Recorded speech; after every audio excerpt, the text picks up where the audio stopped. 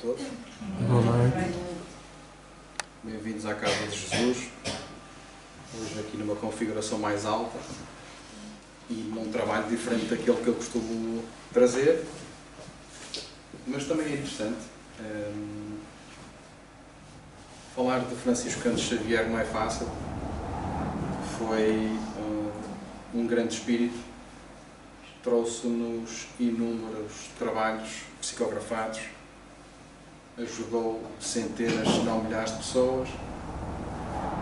E falar dele em 45 minutos é muito difícil, portanto, vamos fazer assim um trabalho bem abreviado, mas acho que vamos abordar um pouquinho de tudo, o que foi a vida, o que foi a obra e a sua relação com a doutrina espírita.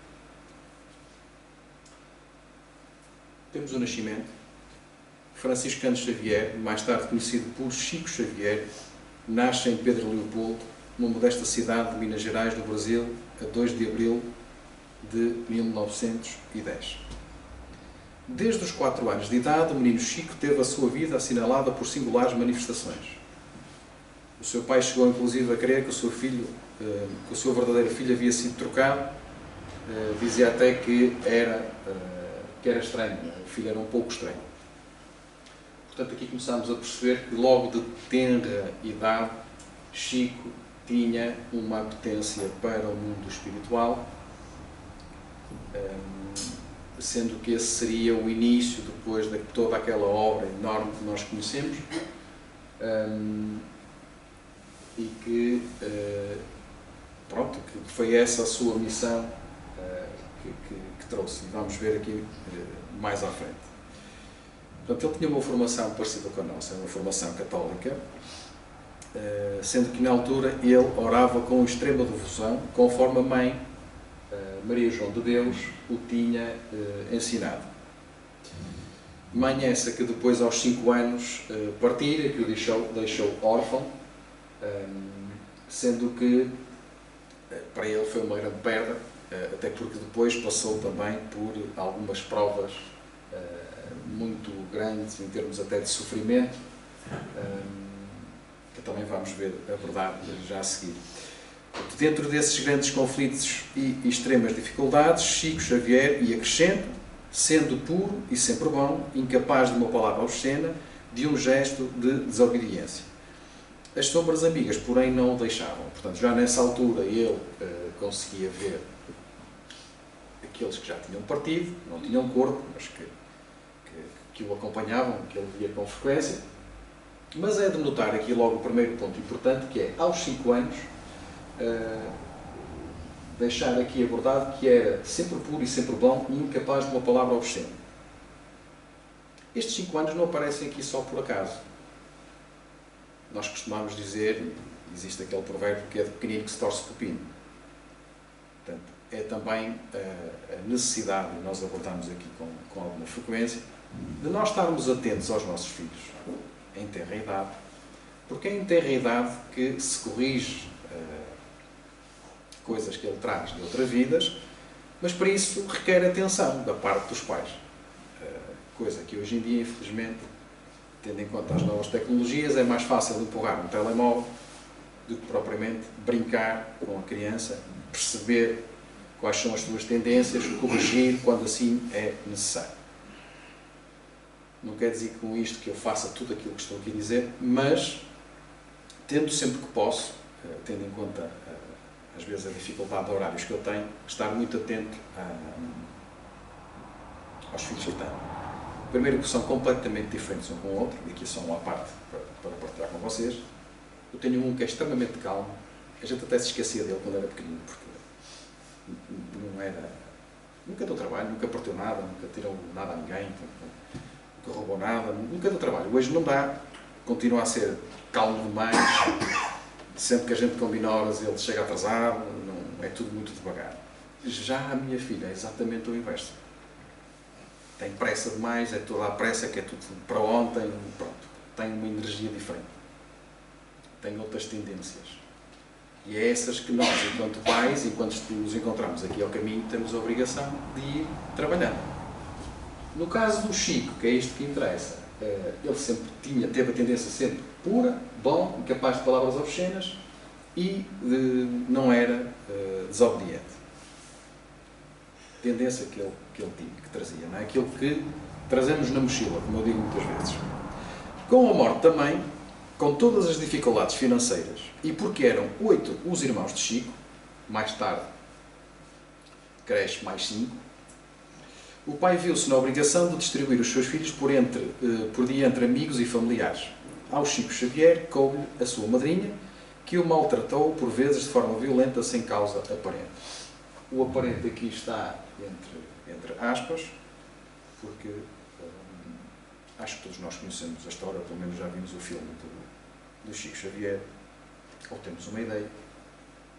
A verdade é que nós somos acompanhados diariamente pelos nossos amigos, bons ou menos bons. E se nos deixamos influenciar, às vezes cometemos atos que não são os mais corretos. Ou então temos ideias ou cometemos atos que às vezes deixamos bem. Parece que até veio e que nos ajuda em determinada situação. No caso da madrinha, infelizmente, não eram as melhores influências. Possivelmente será isso, e por isso é que diz aqui aparente, que terá sido a forma de o provocar ou fazer com que o Chico se desviasse do seu caminho e da sua missão, que era enorme. Em todo esse espaço de agressões e de pseudo-educação da sua madrinha, ele conversava com frequência com a sua mãe desencarnada e ouvia vozes reconfortantes. Na escola sentia também a presença delas, auxiliando nas tarefas habituais. O certo é que os seus primeiros anos o marcaram profundamente. Aos 7 anos, o seu martírio termina, tal como sua mãe lhe dissera. O pai casa-se novamente e volta a reunir todos os filhos em sua casa.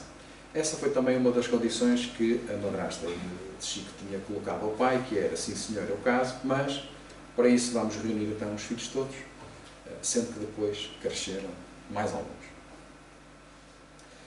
Relembrar também que naquela altura a mãe tinha dito ao Chico que ia enviar um anjo. E esse anjo foi a madrasta, que o amou e o acarinhou e o ajudou muito depois dessa altura. Aos 9 anos começa a trabalhar, pela manhã frequentava a escola primária, depois ia para a fábrica onde trabalhava e lá permanecia até às 2 da madrugada. Com 9 anos, uma coisa facílima de fazer. Hoje em dia nós queixamos, trabalhamos muito.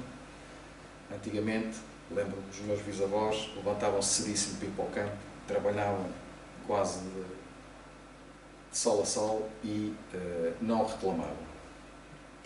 Nesta fase também, vi em alguns sítios, mas não foram muitos, abordava também um ponto que era, na altura, pelas dificuldades financeiras, a madrasta, decidiu plantar algumas coisas no terreno, sendo que depois o Chico também ajudava na venda desses legumes, hortaliças, frutas, para poder daí receber algum dinheiro, de forma a ajudar nos estudos, porque eram muitos e o dinheiro, infelizmente, não abundava.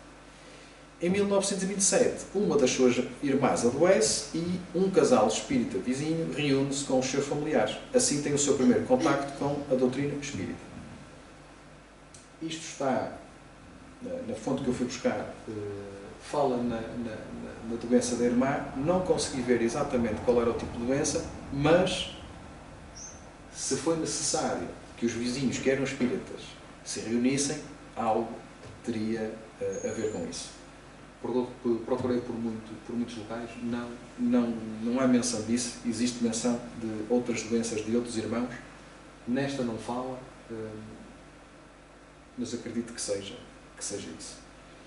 Esse foi sim o ponto mais importante para que o Chico tivesse então contacto com a doutrina espírita pela primeira vez, sendo que isso depois despoletou tudo aquilo que nós já conhecemos. Começo do seu mediunato. Portanto, Chico Xavier inicia publicamente o seu mandato mediúnico a 8 de julho de 1927, em Pedro Leopoldo. Contava naquela altura com 17 anos de idade, recebeu as primeiras páginas mediúnicas Numa noite memorável, os espíritos deram início a um dos trabalhos mais belos. Foram 17 folhas de papel, preenchidas celeremente, versando sobre os deveres do espírita cristão. Isto tem também um depoimento muito descritivo daquilo que Chico sentiu e viu nessa primeira comunicação, que é também interessante partilhar. Porquê? Porque alguns médiuns também sentem coisas assim semelhantes. Não é? São deslocados do corpo, veem coisas, sentem coisas. E é interessante perceber, ver, que vamos já ler, ver tudo aquilo que Chico relata. Ele diz que era uma noite quase gelada e os companheiros que se acomodavam junto à mesa me seguiram os movimentos do braço, curiosos e comovidos. Estavam expectantes o que é que iam sair ali naquelas folhas. A sala não era grande, mas no começo da primeira transmissão de um comunicado do mais além, por meu intermédio, senti-me fora do meu próprio corpo físico, embora junto dele. No entanto, ao passo que o mensageiro escrevia as 17 páginas que nos dedicou, minha visão habitual experimentou significativa alteração. As paredes que nos limitavam o espaço desapareceram, o telhado como que se desfez e, fixando o olhar no alto, podia ver estrelas que tremiam no escuro da noite. Entretanto, relanceando o olhar no ambiente, notei que toda uma assembleia de entidades amigas me fitavam com simpatia e bondade, em cuja expressão adivinhava, por telepatia espontânea, que me encorajavam em silêncio para o trabalho a ser realizado, sobretudo animando-me para que nada receasse quanto ao caminho a percorrer. Portanto, foi toda a experiência que o Chico teve com esta comunicação. Pontos a realçar a parte que ele sente, que se afasta do corpo, mas não muito, está ali, dando caminho para que o irmão se pudesse comunicar. Parte também importante é ele perceber que aqueles que se encontravam ali, que o estavam a ajudar e que o acalmaram, animando para que não tivesse medo do caminho que ia percorrer, porque não foi fácil. Estamos a falar numa altura, e mesmo hoje em dia, quando se fala da doutrina espírita ou de espíritos, muitos porque não conhecem,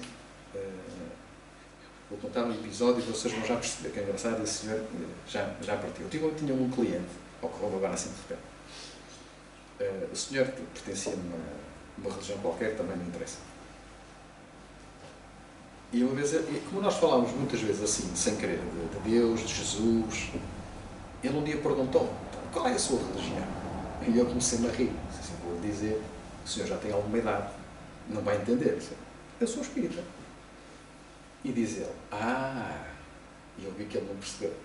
Pronto, e foi-se embora. No dia a seguir, entrou na oficina, esperou que as pessoas saíssem e depois pôs-se a olhar assim: ó Sr. João, eu estive a falar com a minha filha. Isso é coisas do diabo. Você não se meta nisso. Portanto, ainda depois vejam como é que, aos dias de hoje, que o senhor partiu há 2, 3 anos atrás, o que ele pensava. Imagina naquela altura. Falar da doutrina espírita, ou de espíritos, provavelmente internariam alguém, chamariam de louco, e por conseguinte, não ia ser fácil aquele trabalho. E estes irmãos que se encontraram ali, que fizeram um grande apoio, deram a entender a Chico que ele estava seguro, não se importasse. No fim desse mesmo ano, nascia o Centro Espírita Luís Gonzaga, que era bem frequentado, com reuniões às segundas e sextas-feiras. A mediunidade do Chico manifestou-se de maneira extraordinária. Ele era clarividente, clariaudiente e psicógrafo mecânico. Ou seja, via e ouvia os espíritos como se fossem homens normais no plano físico. Também apresentava outras formas de mediunidade, porém dedicou-se mais à psicografia como missão. Daí termos mais de 450 livros, dos mais variados temas, sendo que alguns são até bastante difíceis.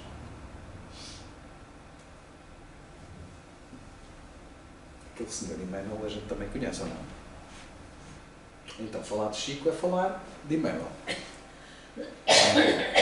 esse espírito venerando, que foi o seu protetor, e manifestou-se pela primeira vez de forma ostensiva em 1931, a partir do qual o acompanhou sempre.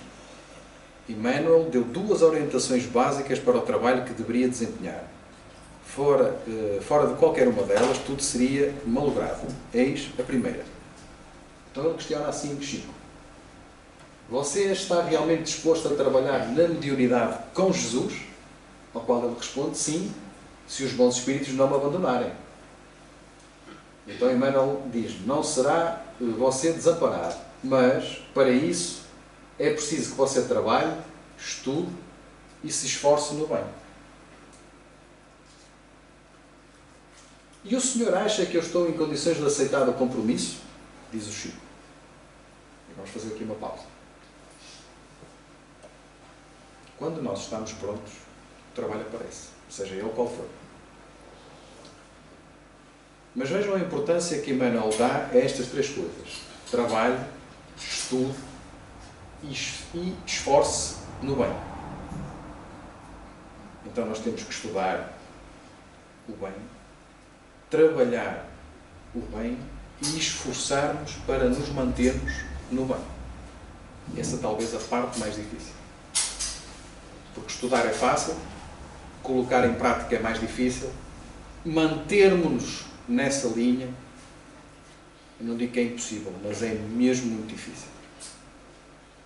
Porque o homem, por norma, depois de algo conquistado, esquece. E quando nós lemos um livro e aprendemos algo, já aprendemos e coloca na prateleira. Está conquistado. Foi aprendido. Mas não colocamos em prática. Querem ver uma coisa simples? Não me adianta nada eu estudar 3 ou 4 anos inglês, saber perfeitamente falar inglês. Se eu tiver 15 anos sem utilizar a língua, se me aparece um estrangeiro à frente, eu fico a patinar. É de chorar a rir. É de chorar a rir. E eu tive anos de inglês. Felizmente tenho agora lá um turco que vai lá quase todos os dias, eu vou treinando com o homem. Mas é difícil.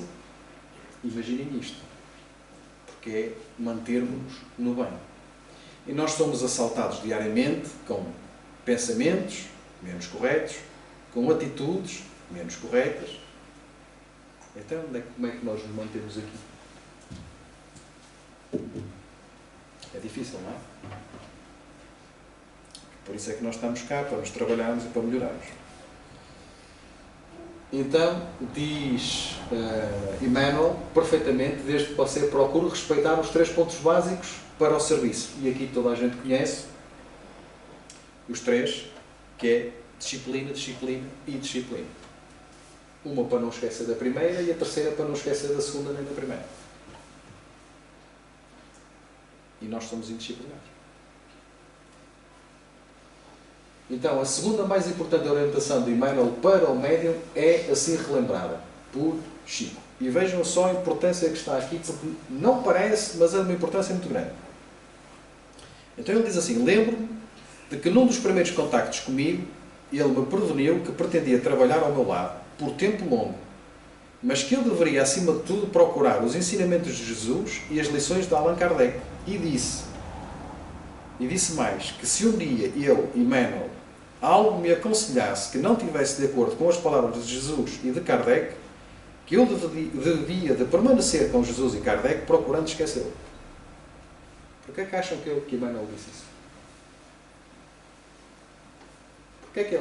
Porquê que acham que Emmanuel diz: se eu um dia me afastar de Jesus e Kardec, para eu o esquecer? Eu, Chico.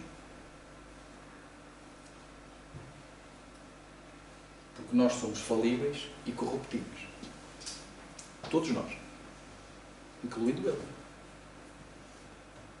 Apesar de ele estar, eventualmente, num plano bastante acima do nosso,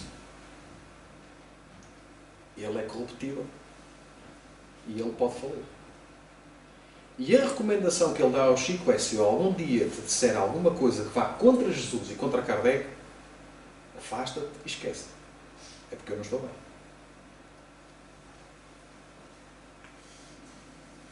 Portanto, eles aqui, Emmanuel, também com isto tudo quer dizer, eu não estou aqui para brincar, o teu serviço é muito importante.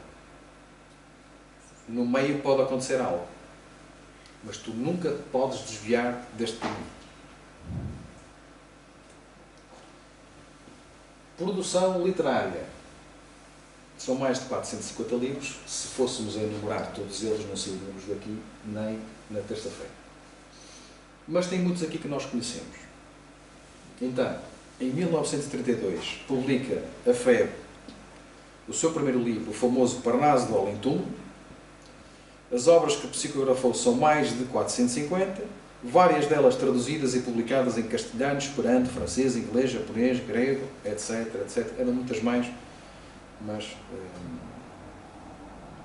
é só para perceberem que está traduzido em muitas, muitas línguas. De moral ilibada, realmente humilde e simples, Chico Xavier jamais oferiu vantagens de qualquer espécie da mediunidade. A sua vida privada e pública foi objeto de toda a especulação possível pelos mídia, entre outros, incluindo pessoas chegadas a ele. Porquê? Sempre que nós tentamos fazer algo de bom, um trabalho bom, seja ele qual for, há sempre alguém que nos vai tentar detonar. Seja deste ou do outro lado da vida. O trabalho de Chico era importantíssimo. Se olharmos às obras que ele trouxe, que são obras, além de poemas, do livro fantástico como é o Paulo Estevam, como é os de André Luís, de cariz mais científico, que são extremamente difíceis de entender. Se essas obras não existissem, não que a doutrina não pudesse continuar, continuaria, mas que elas são essenciais, são. Então tentaram de toda a forma, já que não conseguiam atacar, tal como nós dizemos aqui várias vezes, quando não nos conseguem atingir, tentam ir à volta e atingem aqueles que nos estão mais perto. Então ele foi bombardeado por todo lado, mas resistiu sempre. Porquê? Nunca se afastou de Jesus, nunca se afastou da doutrina. Não se deixou corromper. Romances históricos formam a série romana de Emmanuel, composta por há 2000 anos, 50 anos depois, Ave Cristo e Paulo Estevam. Eu não conheço os outros, mas o Paulo Estevam conheço e posso-vos dizer que chorei inúmeras vezes. O livro é fantástico, é muito bom. De Humberto de Campos, Espírito, aparece em 1938, o profético e discutido Brasil, o coração do mundo, pátria do Evangelho. A série André Luís, reveladora, doutrinária e científica, com obras notáveis e a maioria completa no tocante à vida depois da desencarnação. Pertence a essa série Nosso Lar, acho que todos nós conhecemos, em livro e em filme, Os Mensageiros, Missionários da Luz, Obreiros da Vida Eterna, No Mundo Maior, Agenda Cristã, Libertação, Entre a Terra e o Céu, Nos Domínios da Mediunidade, Ação-Reação, Evolução em Dois Mundos, Mecanismos da Mediunidade. Eu já o tentei ler para aí umas 10 vezes. É muito difícil este. Conduta Espírita, Sexo e Destino, Desobsessão e a Vida Continua. Entre muitos mais, não? Entre muitos mais, mas aqueles que nós conhecemos mais. Depois existe aqui o caso de Humberto de Campos. Não sei se sabem o que é, ou o que foi, neste caso. Não. Então, o escritor Humberto de Campos inicia em 1937, pela mediunidade de Chico Xavier, a transmissão de várias obras de crónicas e reportagens, todas editadas pela Federação Espírita Brasileira, entre as quais sobressai Brasil, coração do mundo, pátria do Evangelho. Eis senão, quando em 1944, a viúva do escritor ingressa, move um processo em tribunal, que se torna célebre, contra a Federação Espírita Brasileira e contra Francisco Cândido Xavier, no sentido de obter uma declaração por sentença de que essa obra mediúnica é ou não do espírito de Humberto de Campos e que, em caso afirmativo, se apliquem as sanções previstas na lei. Como acham qual seria o objetivo que a viúva teve com esta ação? Já na altura se dizia, que foi outra coisa que acho que todos nós conhecemos o trabalho de Chico. Todos nós temos a noção que era uma pessoa humilde, que vivia com algumas dificuldades, não era pessoa de fazer forresterias e dedicou toda a sua vida ao trabalho. Mas, no entanto, havia pessoas que diziam que ele ganhava milhares não seria euros, não sei se na altura era cruzeiros, reais, não faço ideia, com a venda de livros, quando, na verdade, toda a gente sabe que não. A viúva tentou obter alguma coisa. Já que está a escrever em nome do meu marido, então, vamos ver se eu vou buscar alguma coisa. E moveu este processo. No entanto, na noite de 15 de julho de 1944, quando o processo atingia o clímax, o espírito Humberto Campos retorna pelo lápis do médium Chico Xavier, tecendo no seu estilo inconfundível uma belíssima e emocionante página sobre o triste problema levantado pela incompreensão humana. Página que pode ser devidamente apreciada no livro A Psicografia ante os Tribunais. Daí por diante ele passou a assinar simplesmente por Irmão X. Eu acho que também já vimos algumas mensagens com a assinatura de Irmão X. Portanto, ele é o escritor, passou a usar outro nome para não causar problemas nem à Federação nem ao Chico, pela ganância. Claro que isto depois termina tudo bem, acabou por não dar em nada e o Chico e a Federação foram absolvidos, mas, no entanto, foi mais uma tentativa de querer não só tirar partido monetário, mas também atacar o Francisco Cândido Xavier, assim como a Federação, que fazia um trabalho belíssimo já na altura. Movimento espírita. Vamos lá. O mais conhecido e famoso dos espíritas brasileiros, falámos de Chico, contribuiu para expandir o movimento espírita além fronteiras, encorajando os espíritas a revelar que são espíritas. Porquê é que acham que está aqui assim escrito? Desta forma. Revelar, encorajar os espíritas a revelar que são espíritas. Eu vou fazer uma questão barra afirmação e tenho 100% de certeza que a certa altura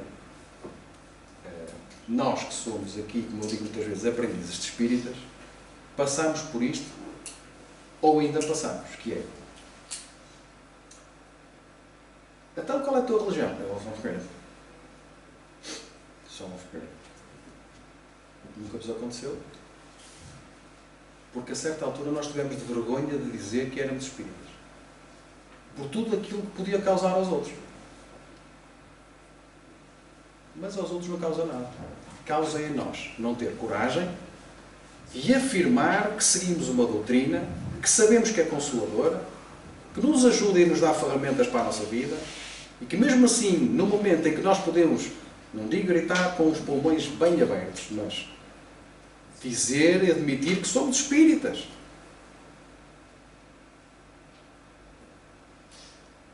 Não seria isso uma negação àquilo que nós somos? Quando omitimos aquilo que nós tentamos seguir? Então este senhor acabou por trazer alguma coragem aos espíritas para dizerem que são espíritas. Porquê? Porque passou a ser conhecido pelo mundo. Que existia algo diferente, que existiam espíritos e que existia a possibilidade deles se comunicarem. E mesmo hoje eu acredito que em certas alturas das nossas vidas, se formos confrontados com a necessidade de dizer que somos espíritas, nós vamos dizer que somos espíritas. Eu não estou a mentir. Eu já passei por isso e, portanto, estou a falar naquilo que eu já senti, já passei, e acredito que todos nós tivemos vergonha a certa altura de dizer que éramos espíritas. Porque do outro lado podem aceitar ou não. Pensámos nós. Mas nós não temos de estar preocupados com a opinião do outro. Nós temos de estar preocupados com o serviço que nós efetuamos. A nós, à nossa família e à nossa comunidade. E a nossa comunidade é aqueles que vivem lá, no prédio, no trabalho, com quem nós convivemos. Porque, no fim e ao cabo, não interessa a religião. Interessa sermos verdadeiramente homens de bem. É só isso que interessa. Porque há muitas pessoas que são devotas e depois só fazem asneiras, e depois há aqueles que não acreditam em nada e são verdadeiros homens de bem. Não estou a dizer nada de errado, pois não? Eu fico assim mais emotivo, mas está tudo bem. Então ele, Chico, destacou-se também nos trabalhos de assistência espiritual, consolou incontáveis mães e pais de filhos que haviam desencarnado, além de pessoas que sofriam de desencarne de entes queridos, através de mensagens espirituais psicografadas recebidas no grupo Espírita da Prece em Uberaba. Aquele correio que também se fala, aquele correio que vinha de lá para cá, que trazia muito reconforto, porque às vezes nós precisamos só que nos garantam, lá voltamos nós. Nós espíritas devíamos saber mais coisas, não é? Porque está na nossa mão. Mas depois parte um ente querido e ficamos à espera, podia-se comunicar. Não dizemos a ninguém, mas pensamos. Era tão bom se ele se comunicasse e dissesse, eu estou bem, pronto, já ficava mais satisfeito. Caramba, pá, nós somos espíritas, cara. Ainda pensámos assim. Além do intenso trabalho mediúnico, promoveu também intensamente obras sociais, auxiliando pessoas carentes com verbas dos seus livros. Também já disse aqui várias vezes, vou voltar a repetir. Nós fazemos um trabalho aqui de amparo e assistência, na medida do possível, nunca pedimos dinheiro. Mas isto tem que se manter. Então, de que é que o centro vive? Dos sócios, dos livros. Podemos ser assim tão ingênuos, pensar que isto vive de oxigênio, daquilo também, não é? Quer dizer, é preciso pagar a luz, é preciso pagar um aluguer, tem toda uma estrutura que exige, tem custos. Portanto, o Chico aproveitava esse dinheiro que rendia dos livros e ajudava aqueles que necessitavam. Desencarno. Então, Chico Xavier desencarna no dia 30 de junho de 2002, com 92 anos, vítima de paragem cardíaca. Conforme relato de parentes próximos, Chico teria solicitado aos benfeitores espirituais para deixar este plano num dia em que os brasileiros estivessem felizes, para que ninguém ficasse triste. E assim aconteceu. Naquele dia o Brasil festejava mais um título de futebol, da Copa Mundial, sendo depois, mais tarde, considerado, neste caso eleito, o mineiro do século XX. A imagem era pequenina, foi assim um bocadinho esticada, mas este era o nosso querido Chico Xavier. Tenho aqui uma coisinha que vocês cá não conseguem ler, mas eu vou passar, mas também é muito interessante a mensagem que ele deixou aqui.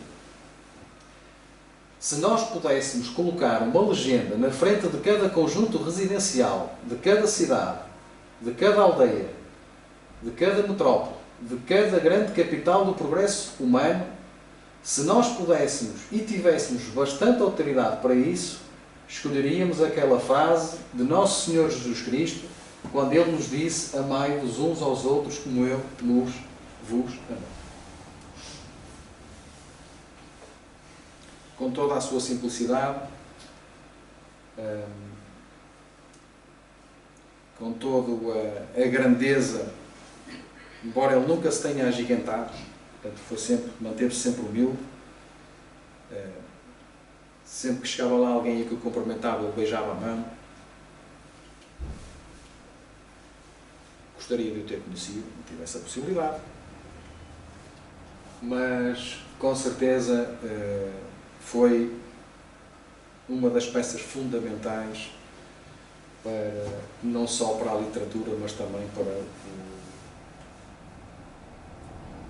o propagar da doutrina espírita, assim também como a semelhança do nosso querido Divaldo, que também já nos deixou. Resumidamente, muito resumidamente, este era o trabalho, abordar aqueles pontos mais importantes de Chico, que são todos nós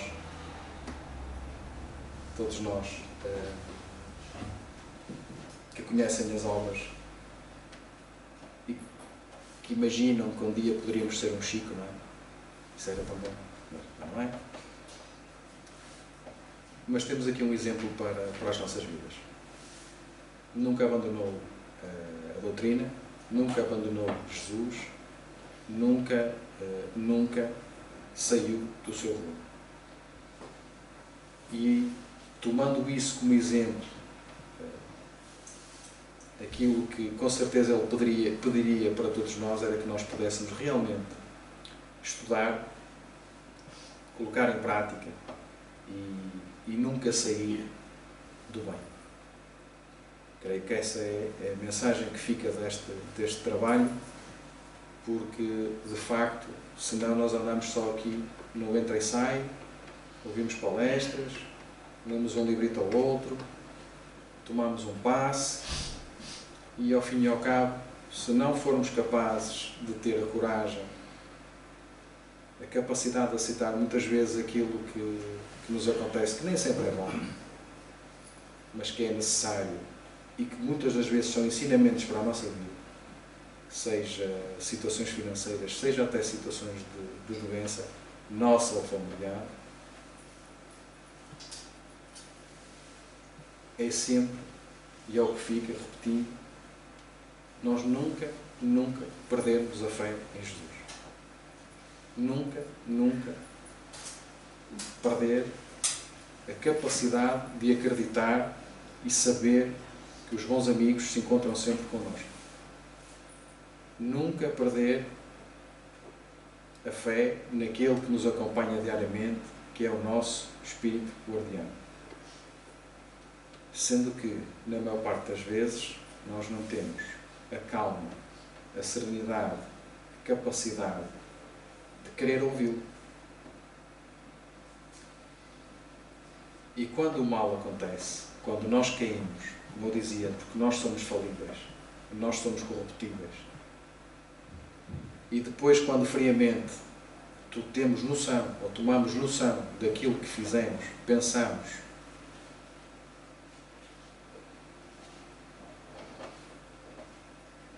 poderíamos ter naquela ferramenta fantástica, que é aquele que nos acompanha, no meu de ter um trabalho, ter ali alguém, saber que temos ali alguém que na maior dificuldade está connosco.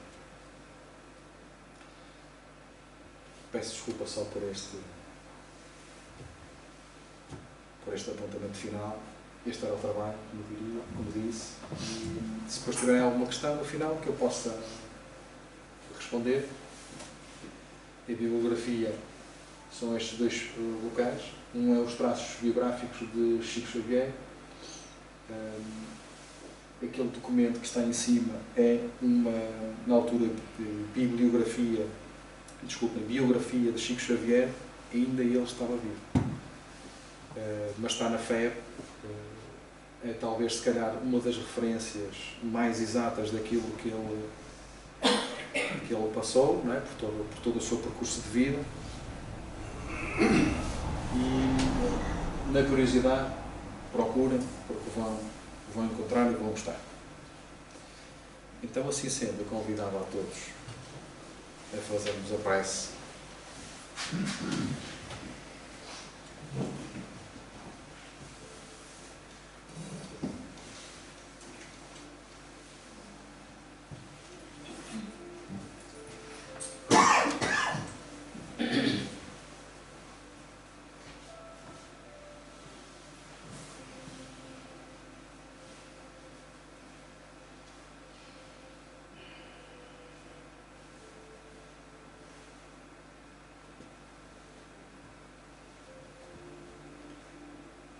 Agradecemos assim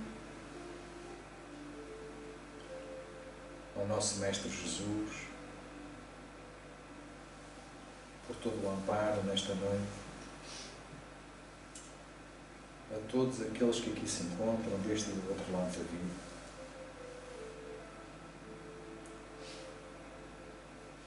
aos doentes, aos equivocados, aos que passam fome,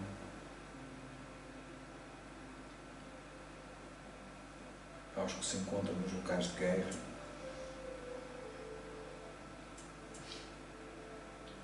te pedimos, Mestre amado, que possas levar o reconforto do teu amor, do teu calor, do teu carinho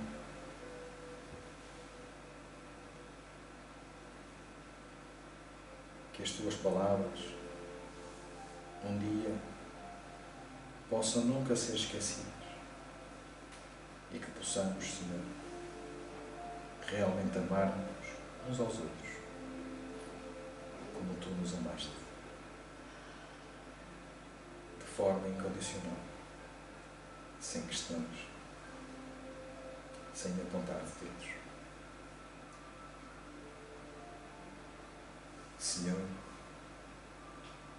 possas Tu ser o farol deste planeta, para que todos, Senhor, possamos ver a Tua luz, possamos ir até Ti, e um dia, quando nos for possível, um dia, Senhor, de podermos ver frente a frente, como se num campo verdejante estivéssemos, em que pudéssemos correr de braços abertos para Ti, em que Tu nos pudesses receber nesse abraço maior, tal como abraças todo o mundo, todos os países. Mas, Senhor, nós não estamos preparados ainda. Então Te pedimos que não desistas de nós. Nós, as ovelhas perdidas, mas que procuramos, Senhor, o caminho para Ti. Mestre amado, que nesta noite nos possas acompanhar até aos nossos lares, trazendo reconforto a todos aqueles que lá se encontram, familiares, amigos e aos menos amigos também, que possamos encontrar um momento de paz e que amanhã, Senhor, possamos ser um pouco melhor do que fomos hoje. Que assim seja.